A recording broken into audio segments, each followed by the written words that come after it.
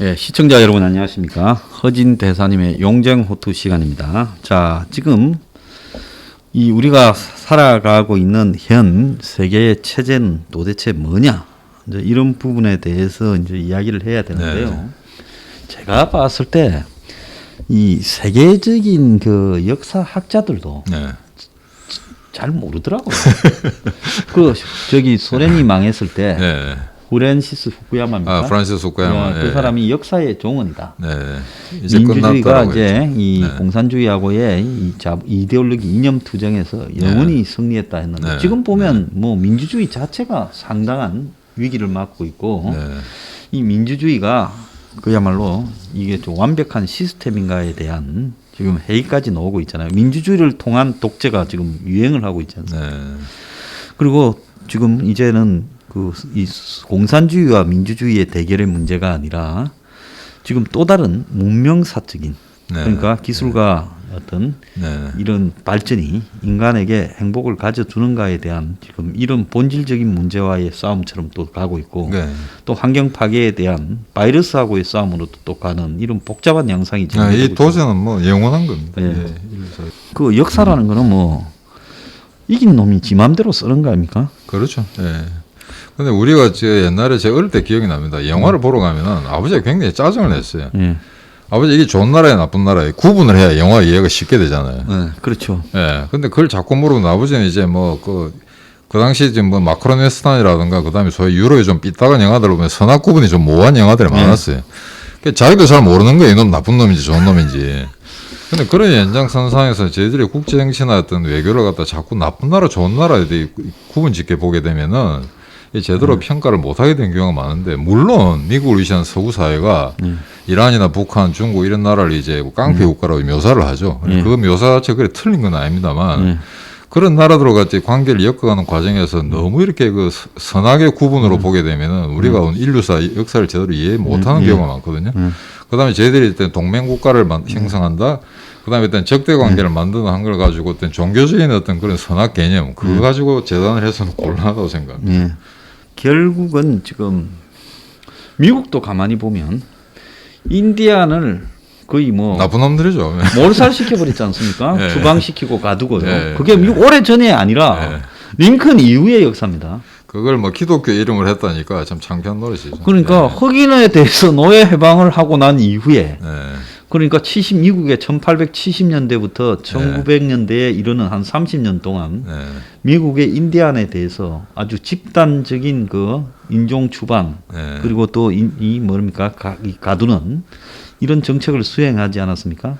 그러니까 저게 유대인 같은 경우에는 그런 박해를 받고 이스라엘은 국가를 만들었잖아요. 근데 인디안은 국가를 못 만들었잖아요. 그냥 미국 사회에 흡수되는 상황이고 기껏해야 뭐 인디안 레저베이션 해가지고 고립된 생활을 하고 있기 때문에 그러다 보니까 사실은 이게 미국이 어떤 그 개척 시대에 그 인디안을 학살한 거, 학대한 거, 그에 대해서는 인디안들 억울한 측면이 많죠. 정치적으로 자기들 대변해주는 그런 기구가 없다 보니까.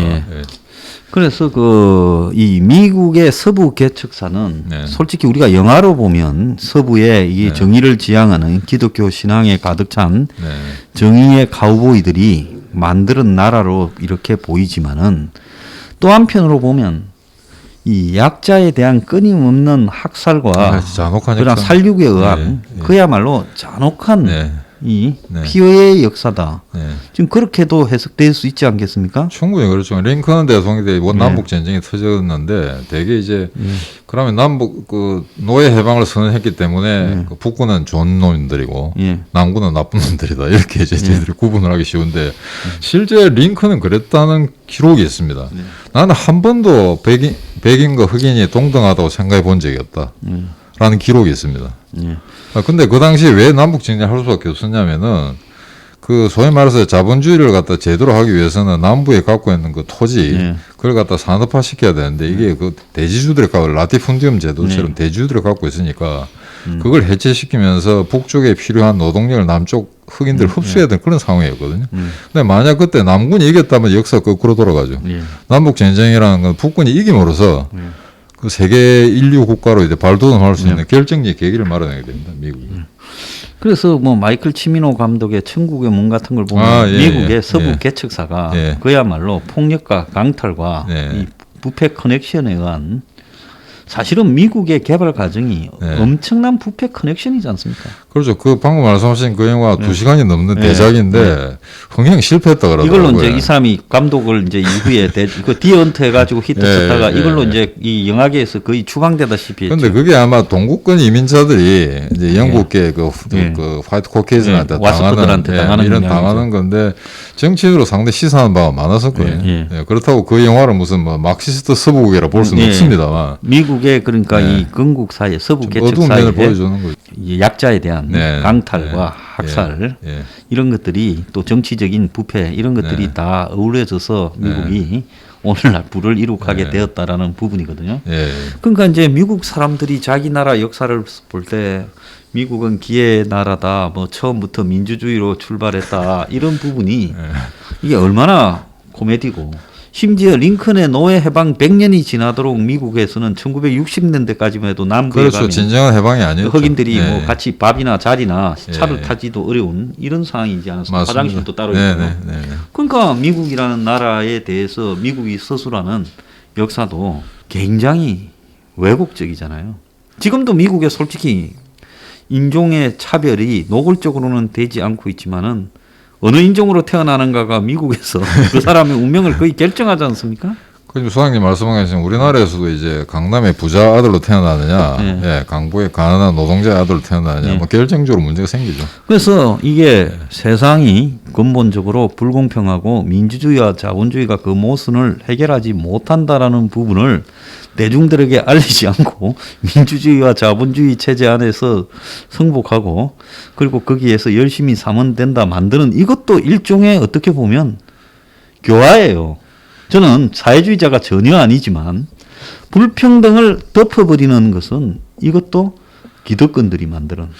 저는 철저히 동감합니다. 인간이 만들어낸 이즘 중에 영원 불변한 건 없다고 생각합니다. 다만 지난번에 말씀드린 것처럼 우리가 지금 향해하고 있는 민주주의나 자본주의라는 게 그 원형은 어떻게 굉장히 순수했을지 모르지만 인류의 역사 과정에 굉장히 타락한 측면도 많고 오히려 태화되고 한 거요. 근데 그럼에도 불구하고 그걸 갖다 계속 재활하고 고치고 써서 따듬고 지금까지 가는 거죠. 물론 영미 그 의회 민주주의라는 게 완벽한 건 아닙니다. 하지만 우리가 지금 지향하는 민주주의, 우리가 살고 있는 민주주의 제도라는 게 완벽한 건 아니지만 그럼에도 불구하고 이거하고 대척점에 있는 그 어떤 사회 시스템의 이데올로기보다는 훨씬 낫다고 거죠. 상대적 그렇죠. 상대는 낫다고 생각하면 저희들이 그 가치를 원존시키자는 거지.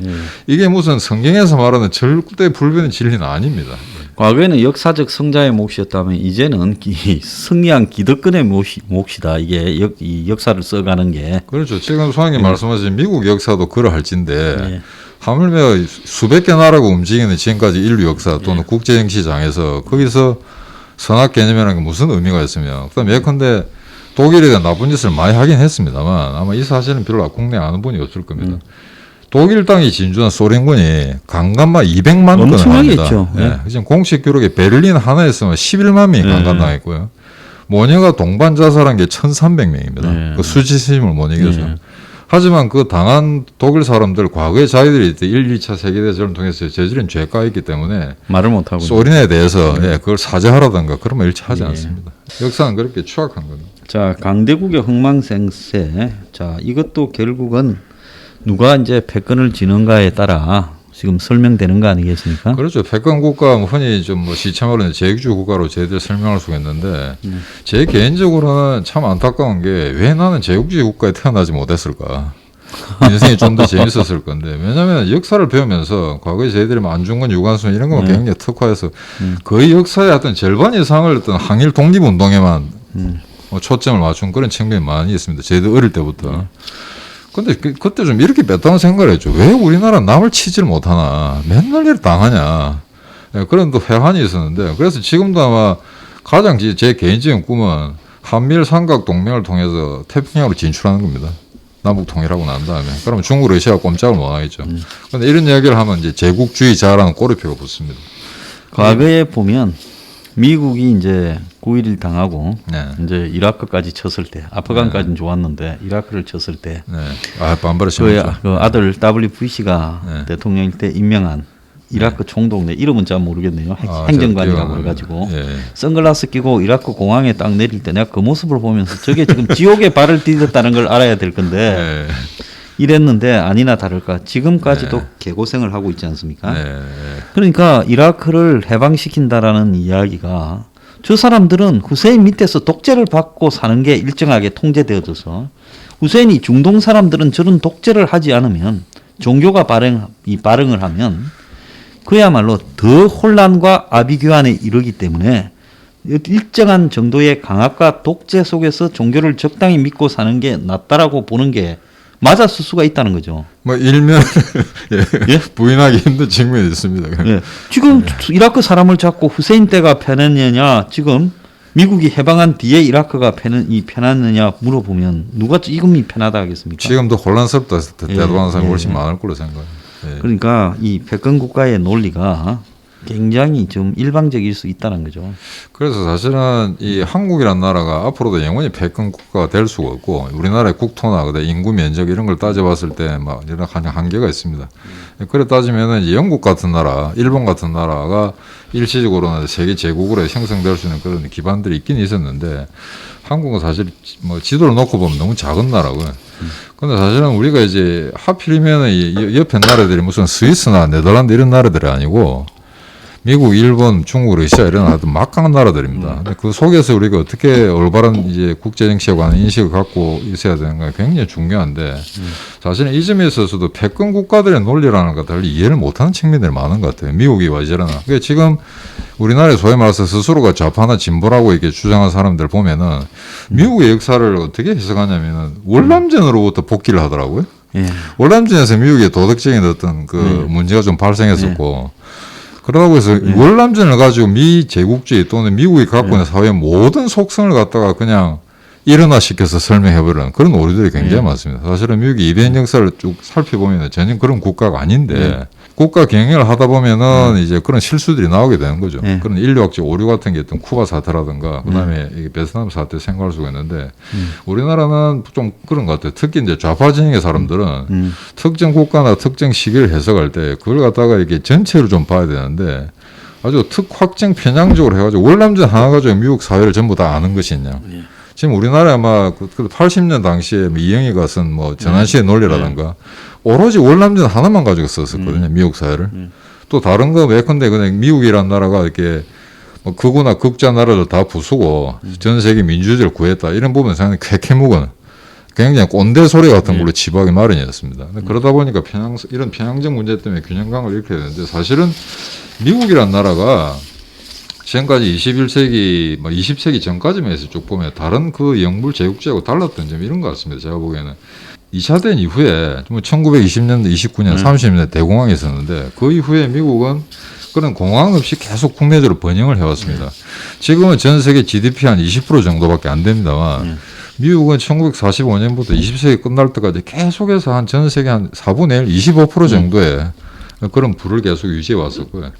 그 다음에 과거에 어떤 그 패권 국가들과는 달리 냉전 시대 소련하고 싸우면서 소련하고 물리적 접촉을 한 적이 없습니다. 실질적으로. 6.25 때 잠깐 뭐 이렇게 간접적으로 싸웠던 경우에는. 그런데 결국 소련은 붕괴시켰거든요. 어떻게 붕괴시키는가 이게 뭐 좀 오늘 주제에서 소모를 시켜버린 거죠. 예, 그렇죠. 결국에는 물러났고.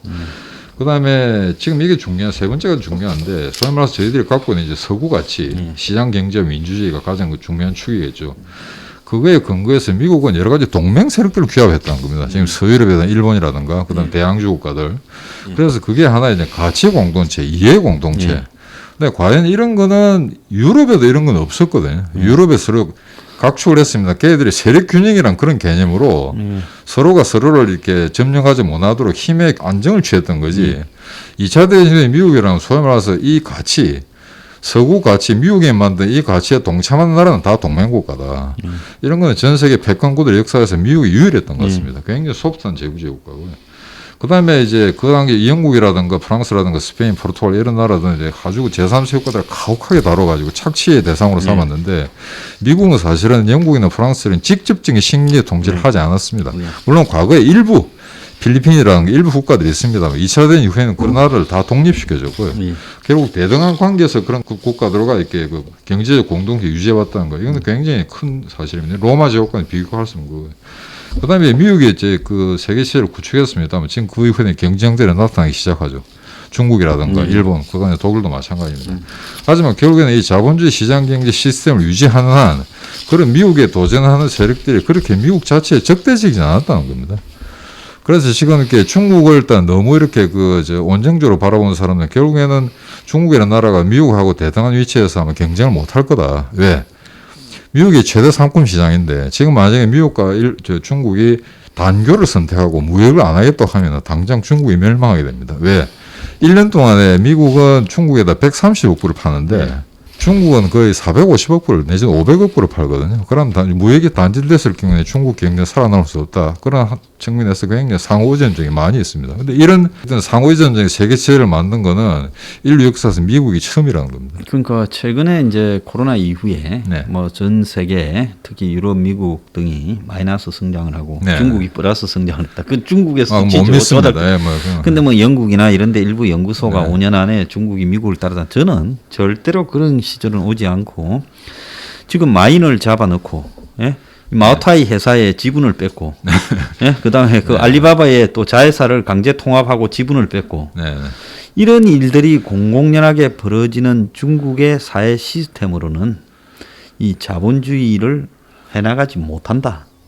결국 중국의 자본주의가 최근에 한계를 극명하게 드러내고 있다는 거죠. 그렇죠. 이때까지 참고 있던 이 공산 독재 세력들이 이제 자본주의를 인양, 위장된 체제에 개입하기 시작해서 주인이 누군가를 드러내는 거 아니에요. 그렇죠. 마인이 지혜 산데 비판 좀 했다고 저런 식으로 지분을 뺏고 겁을 주고 은퇴시키고 이런 게 어디 있습니까? 그러니까 형식적으로 세계 시장 경제에 편입하긴 했지만 중국이라는 어떤 정치적 정체성이 여전히 공산당이거든요. 공산당 일당 독재고 전체주의 국가입니다. 근데 그런 점에서 이제 지금 서구가 지금까지는 자기들의 어떤 신용 불량이라든가 2008년에 어떤 그 외환 위기 사태라든가 그걸 극복하기 위해서 중국을 세계 시장에 편입시켰는데 이제는 정체성을 재확인하자는 그런 단계로 봐야 되겠죠. 자, 근데 냉전이 종식되고 난 뒤에 90년대 이후에 이제 신자유주의가 최종 승리한 것처럼 보였다가 그렇다 보였죠.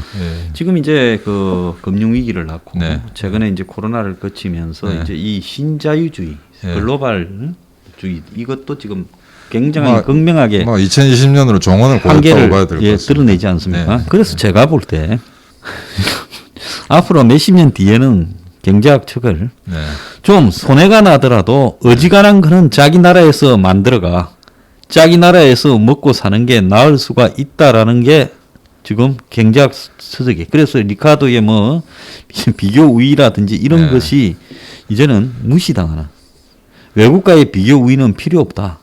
우리나라에서 우리 일자리를 창출하는 게 그게 최우선이다. 비싸더라도. 지금 이 극단의 코로나 사태에서는 어쩔 도리 없을 것 그런 식으로. 그래서 지금 그 대공황 이후에 전 세계가 무역을 급속히 축소시켰지 않습니까? 그렇죠. 1931년도에. 그래서 지금 현재 지금 무역이 축소되고 있고 사실은 이게 아니더라도 세계적으로 환율 정쟁, 이 금융위기 이후에 그다음에 또 이 폐쇄 무역. 보호무역 등이 트럼프가 들고 나왔고 지금 각국의 극우 세력들이 대부분 들고 나오고 또 영국이 EU를 탈퇴하고 또 이 유럽의 독일이나 프랑스의 극우주의자들이 지금 EU 체제라든지 이 부분을 유지해서는 안 된다라고 강하게 주장하고 그리고 외국인 노동자나 이민 뭐 망명한 사람들을 다 추방하자. 난민들 추방하자라고 이야기하는 이런 부분들이 또 그런 맥락에서 나오는 거 아니겠습니까? 그래서 이게 지금 좀 섣부른 주장인가 모르겠습니다만 저 같은 경우는 2020년을 기점으로 신자유주의는 이제 명을 다했다고 생각하거든요. 저도 그래 봅니다. 그래서 사실은 옛날에는 2차 대전 이후에 했던 전후 관리 시스템 아주 거창한 화두가 있었는데 지금은 이 어처구니없이 바이러스 하나 때문에 완전 인류학적 패러다임이 바뀌는 그런 순간이 왔다고 보고 있습니다. 그래서 아까 이야기를 잠깐 돌아가자면은 이제 지금 현재 한국에서 중국이 부상하다 보니까 웃기는 건 2012년이든가 13년이든가 우리나라 국회의원한테 KBS가 조사를 했대요. 우리나라에서 가장 중요한 국가가 어디냐. 놀랍게도 60%가 중국이라고 답했다는 겁니다. 지금 여기에 영향을 미친 게 한국의 대표적 재벌회사 몇 개거든요. 그간에 물론, 예. 지난 한 15년 동안 네. 중국에 진출해서 네. 그 재벌 회사가 세계적 기업이 되는 부분에 굉장히 덕을 봤죠. 중국의 네. 공장, 중국에 또 물건을 파는 네. 부분으로. 그러면서 이 사람들이 그 정권들을 한국의 좌파 정권이든 우파 정권이든 다 구워 삶아서 네. 친중으로 몰고 갔고 네. 그래서 경제는 중국이라고 하면서 중국이 한국의 네. 최대의 교역국이다라는 네. 부분을 네. 부각시키는 부분에 네. 이 사람들의 역할이 굉장히 많이 스며들었죠. 거의 결정제로 받을 그러니까 것 같아요, 이제 우리나라에서. 좌파들 입장에서는 네. 그걸 뭐 한치도 망설임 없이 받아들이는 거죠. 북한의 네. 종주국인 중국이 그렇죠. 좋다. 네. 그래서 한국의 정치인들이 중국에 가면 그 지금 민주당 계통 정치인들이 끝없이 머리를 조아리고 시진핑이 상석에 앉으면서 그냥 이것도 이런 상당히 행태를 아마 보이고 있지 연구 않습니까? 가치가 있을 것 같아요. 우리나라에 가장 소위 말해서 70년대, 80년대에 어떤 민중의 적이라고까지 비판받았던 대기업이 대자본이 예. 우리나라 가장 좌파 꼴수들하고 지금 같이 연합전선을 편기되거든요. 그렇죠. 상당히 적어도 진중 부분으로는 연합 전선이 네. 형성돼 있었고 그런 부분에서 결국 박근혜 정권이라는 보수 정권이 들었어도 이명박 정권이라는 보수 정권이 들었어도 금방 포획해가지고 친중으로 만들었잖아요. 이명박은 조금 덜했죠. 그렇죠. 그런데 박 정권에서 뭐 금방 친중으로 포획시키는데 오래 걸리지 않았죠. 그때 제가 외교부에 있으면서 얼마나 한심하게 생각했냐면은 네. 지금 수장님이 정확하게 말씀하신 게 박근혜 때 중국과 전략적 동반자 관계라고 공표를 했습니다. 그렇겠죠. 이건 말이 안 되죠. 오바마 정권에서 굉장히 비판했죠. 그게 중국 어떻게 전략적 그러면 미국하고는 어떤 관계가 돼야 됩니까? 네. 그러면 일본하 그래서 제가 공개석상에 그런 한 이야기 한 적이 있어요. 중국과 만약에 우리가 전략적 파트너라면은 그건 일본하고는 전술적 파트너냐 국제정책 그런 개념은 없다. 근데 실제 지금 한번 생각해 보십시오. 중국의 70년 2차 된 전승절 그때 전 세계 그 국가원수들한테 다 초청장 보냈습니다만 안 갔거든요. 한 명만 갔거든요. 거기에 간다라는 것 자체는 자기 체제를 부정하는 거죠. 그렇죠. 그래서 그 당시 사진을 보면은 시진핑 옆에 푸틴이 있습니다. 네, 푸틴이 그 다음에 박근혜거든요. 그 다음에 서구 정상들은 아무도 없습니다. 없죠. 카자흐스탄 대통령이 있고요. 그 다음 웃기는 거는 그 두 칸 건너서 반기문 사무총장이 나와 있습니다. 내관에. 그러니까 저는 이것도 난센스라 생각했거든요. 사무총장이 가서는 안 됩니다. 근데 그 당시에 그 서구로부터 반기문 총장이 얼마나 욕을 얻으면냐면은 러시아의 전선 기념회로도 갔습니다. 정신 나간 사람. 예. 그러니까 이거는 말이 안 돼. 물론 거기서 가서 전쟁의 뭐 아픔의 치유를 하겠다 뭐 그런 식의 상징적인 표현을 하긴 했습니다만 국제 정치는 그런 식의 순수성을 이렇게 발현시킨다고 표창장 주는 그런 구조가 아닙니다. 그래서 그건 난센스였는데 지금 생각해 보면은 사실은 진정한 보수를 표방했던 박근혜 정부 때 거의 친중적 색채를 명백하게 드러냈었거든요. 그런데 과연 박근혜 지금 깜빵에서 풀어내 달라는 그 아스팔트 보수들이 이런 사실을 알고 있는 건 모르겠습니다. 자, 지금 이제 이 서구 지배에 그동안에 자본주의, 네. 신자유주의 또 민주주의를 네. 이렇게 앞세운 이런 체제가 이번에 이제 바이러스를 겪으면서 한계를 명확하게 드러내지 않습니까? 그 세계가 공정하지도 않고 어떻게 보면 위기가 오다 보니까 서구의 문명이라는 것 자체가 굉장히 허접하기는 서로 비슷비슷하다라는 부분도 위기 관리가 이렇게 허술할 줄은 상상을 못했죠. 그뿐만 아니라 결국은 그 나라가 가지고 있는 결국 인본주의적인 휴머니즘적인 요소라는 것이 위기 때는 별로 작동을 안 하더라는 것이 뭐 예시를 드러났습니다. 그러고 죽음이 방치되고 처음에 우리가 중국 우한에서 벌어지는 걸 조롱했는데 미국이나 유럽에서도 똑같이 벌어졌고 우리도 마찬가지예요. 그러니까 도대체 이 서구 문명의 수백 년 역사를 통해 이루게 해놓은 가치나 철학이 인간 중심의 가치나 철학이 위기에 와 보니까 뭐 중세하고 비슷하잖아요. 그래서 지금 하나 재밌는 게 냉전이 끝나면서 사실은 한 10년 동안은 미국이 중국을 자기들 라이벌로 생각하지는 않았습니다. 그 당시 뭐 90년대 중국이랑 아직 허접한 상태였고. 근데 이 냉전이 끝나고 난 다음에는 10년 동안 아마 미국이 테러와 전쟁을 했었죠. 소위 말해서 국제정치 행위자를 여러분 국가 단위가 돼야 되는데 이상하게 이게 9.11 테러 난 이후부터는 2001년에서 2010년까지는 소위 말해서 이 테러 집단이라는 게 하나의 국제정치 중요한 행위자가 영화의 주인공도 테러범들이다. 그렇습니다. 그 전에 이제 뭐 다국적 기업이라든가 개인도 이제 외교나 국제정치 행위자가 될 수가 있는데 요 한 10년 전까지만 해도 이제 알카에다라든가 테러 집단이 국제정치의 주요 액터로 등장하는 건 상당히 재미있는 현상이었습니다. 그런데 일단 중동 정세가 안정화되고 나니까 중국이 급격하게 부상하면서 다시 아마 미국이 아시아 태평양을 가장 핵심적인 전략적 지구로 위치 전환을 한 건 사실인 것 같습니다. 이거는 이미 지난 정권 때 트럼프 이전에 있던 그 정부에서도 이미 확인된 사실이고요. 그런데 이제 문제는 지금 트럼프가 들어와가지고 소위 말해서 포퓰리즘 또는 내지는 고전적인 어떤 고립주의로 돌아가는 경향이 많았었는데 지금까지 역사를 보면은 미국이 어떤 세계 경찰 국가 또는 세계 관리자 입장에서 이렇게 조금만 빠져도 굉장히 많은 분쟁이 세계가 혼란해져 버리면서 온갖 군대 분쟁이 그렇죠. 발생하죠. 예, 그럼 우리로서는 그게 굉장히 불안한 요소인데 지금 이제 중국이 세계 1위 국가로 되겠다는 걸 만약에 입증을 하려면은 2050년까지를 기준으로 생각한다면은 중국은 매년 7% 8% 경제 성장을 해야 미국의 GDP를 따라잡습니다. 예. 중국의 지금 GDP의 한 35% 정도가 조작이다라는 증거가 여러 군데서 나오고 있고요. 또 중국의 지금 지방 정부와 중앙 정부가 처해 있는 말 못하는 상황이 엄청나다는 겁니다. 그런데 이제 체제로서 체제의 붕괴를 막는 그 동원력은 강압적인 중국의 이 체제가 어느 정도는 할 수 있겠지만, 근데 지금 저 모순 정치 시스템은 공산당 일당도 아니고 일부 과두 지배 체제에 이 경제 시스템은 민주주의를 표방하는 이 모순을 지금 견디지 못하고 중국 정권이 민간 기업들에게 지금 손을 떼서 빙을 뜯고 있는 거 아닙니까? 그렇죠. 예, 요즘 뭐 주요한 회사들을 지분을 뭐 성이나 중앙 정부로 다 옮기고 있지 않습니까? 이건 자본주의 부분 자본주의 수용도 아니고 이건 약탈 경제입니다. 그래서 화웨이의 주인은 누구인가?